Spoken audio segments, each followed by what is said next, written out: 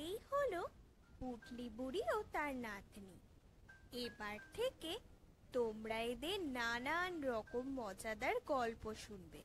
চলো তাহলে শুরু করা যাক।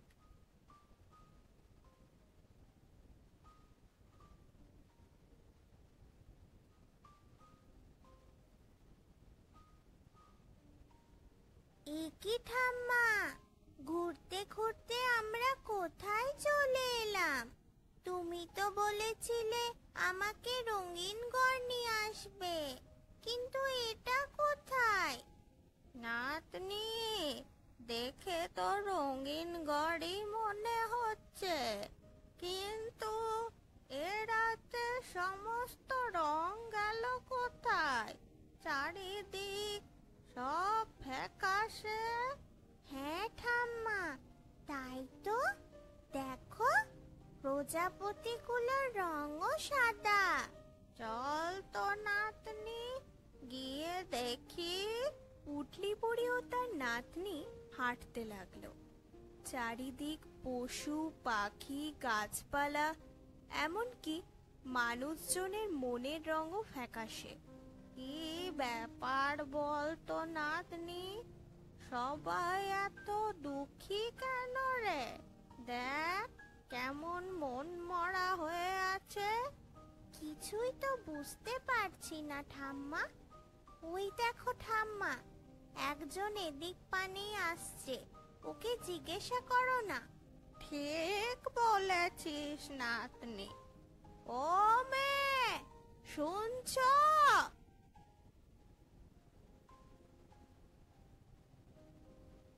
কি হলো বুড়িমা, তুমি আমায় ডাকছিলে কেন? বললি এ রাজ্যের এমন অবস্থা হলো কি করে গো? তোমরা বুঝি নতুন এসেছো এখানে? না গো, এর আগেও তো আমি এ রাজ্যে এসেছি, কিন্তু তখন তো এমনটি ছিল না। কি সুন্দর রঙে চারিদিক ঝলমল করতো, মনে হতো যেন রংগুলো হাসছে। হ্যাঁ, তুমি ঠিকই বলেছ, সুন্দর রঙের জন্যই তো বিখ্যাত ছিল এই রঙিন গড়। কিন্তু একটা ঘটনা সব কিছু তছনছ করে দেয়। শুনবে তোমরা সেই ঘটনা? হ্যাঁ, শুনবো, বলো আমাদের। জানো, 3 বছর আগে পর্যন্ত এই রঙিনগড় খুব হাসি খুশি রাজ্য ছিল। চারিদিক রং যেন উপচে পড়ছে। গাছে গাছে পাখি, ছোট বাচ্চাদের চিৎকার, বড়দের আনন্দের সাথে কাজ, সব মিলিয়ে বেশ ভালোই দিন কাটছিল। রঙিনগড়ের রাজা খুবই ভালো মানুষ, তিনি প্রজাদের খুবই ভালোবাসেন। মন্ত্রী মশাই, প্রজাদের যাতে কোনো অসুবিধা না হয় সেদিকটা একটু নজর রাখবেন। যথাজ্ঞা মহারাজ। কিছুদিন পর রাজবাড়িতে যেন চাঁদের হাট বসে গেল, কারণ মহারানীর কোল আলো করে জন্ম নিল এক ফুটফুটে কন্যা। মন্ত্রী মশাই, চারিদিক রঙের আলোয় ভরিয়ে দিন, সবাইকে মিষ্টি মুখ করতে বলুন। ঠিক আছে মহারাজ। রাজকন্যার রং খুব ভালো লাগতো বলে মহারাজ মহারানী তার নাম দিলেন রঙ্গিনী। কিন্তু রাজকন্যা যখন একটু বড় হলো, তখনই ঘটে গেল সেই ঘটনা। রঙিন রাজ্যের ওপর নজর পড়ল এক ভয়ঙ্কর রাক্ষসী নখান্তির। বাহ, এ রাজ্যের কি সুন্দর ঝলমলে রং, কিন্তু এই রং কিছুক্ষণের মধ্যেই আমার নখে ঢুকে যাবে। এই বলে সেই রাক্ষসী একে একে সমস্ত রং কেড়ে নিল তার নখে। এবার সমস্ত রং রয়েছে আমার নখে। এই নখ যতদিন থাকবে ততদিন কেউ আমায় আটকাতে পারবে না।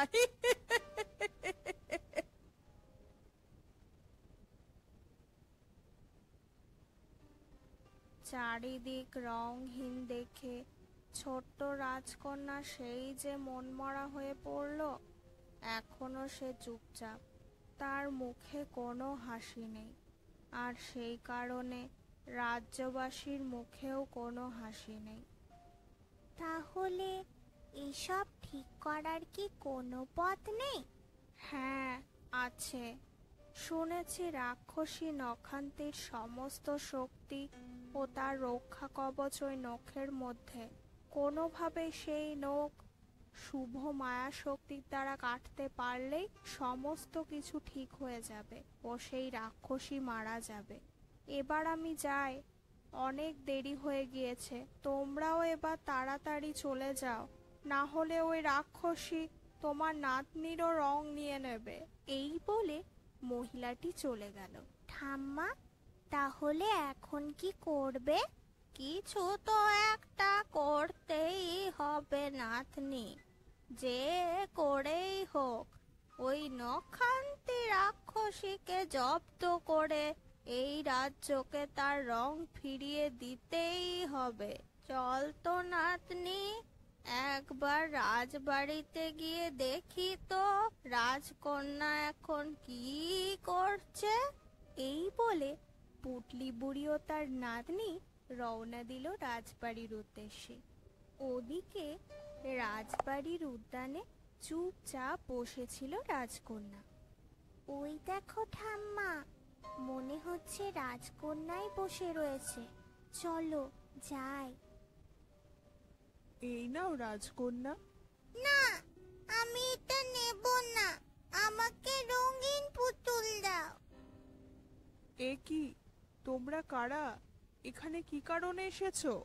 বলছি বলছি আমরা অনেক দূর থেকে এসেছি গো। খুব জল তেষ্টা পেয়েছে, একটু জল দেবে? কিন্তু রাজকন্যা। তুমি চিন্তা করো না, আমরা রাজকন্যার কোনো ক্ষতি করব না। ঠিক আছে, আনছি। রাজকন্যা, তুমি কি করছো? তোমরা কারা?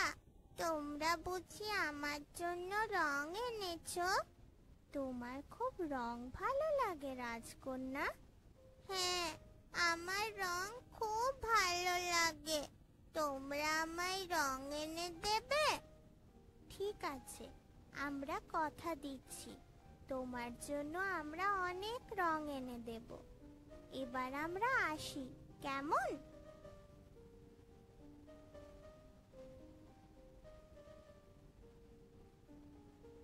এ কি রাজকন্যা, কোথায় গেল ওরা? ওই যে আকাশে। আকাশে?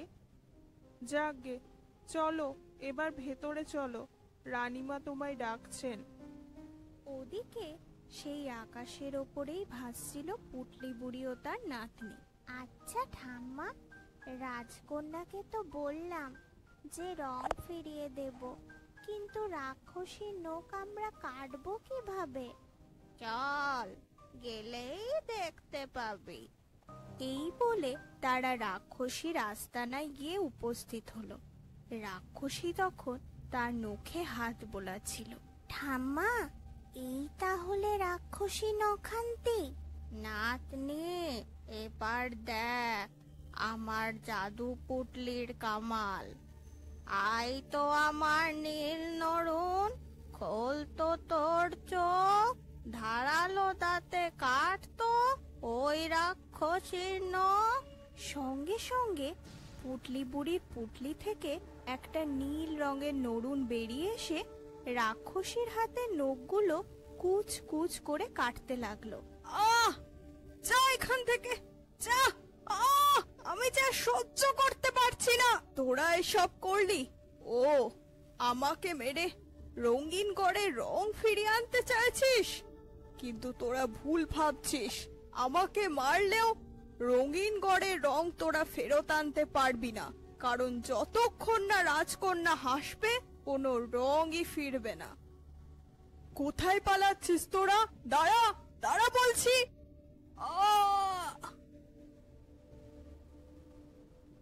ঠাম্মা, রাক্ষসী তো মারা গেল, কিন্তু রাজকন্যাকে হাসাবো কেমন করে?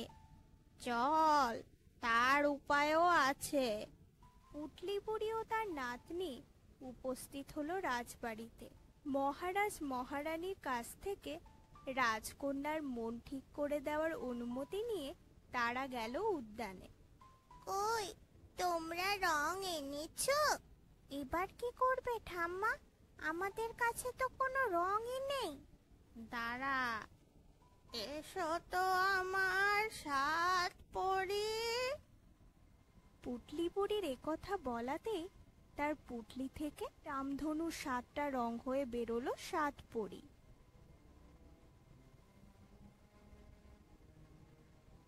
কি হয়েছে পুটলি বুড়ি, তুমি আমাদের ডাকলে?